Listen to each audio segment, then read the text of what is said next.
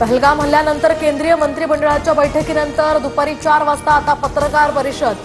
मंत्रिमंडळाच्या बैठकीत झालेल्या चर्चेची माहिती दिली जाणार। मंत्री अश्विनी वैष्णव पत्रकार परिषदेला संबोधित करणार असल्याची माहिती। पंतप्रधान नरेंद्र मोदींचा रशिया दौरा रद्द। रशियाच्या राजधानीमध्ये विजय दिवस परेडसाठी मोदी उपस्थित राहणार होते। भारतातील सद्यस्थितीनुसार मोदींचा दौरा रद्द झाल्याची रशिया सरकारकडून माहिती।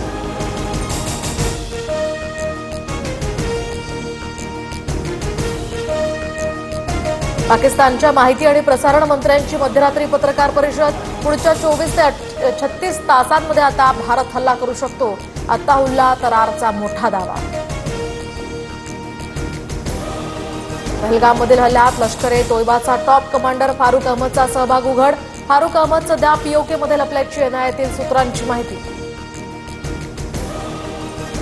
झाडांमागून 2 दहशतवादी आले। एंट्री आणि एक्झिट पॉइंट्सवर 7 जणांची हत्या। पहलगाम हल्ल्याप्रकरणी एनआयए तपासात मोठी माहिती।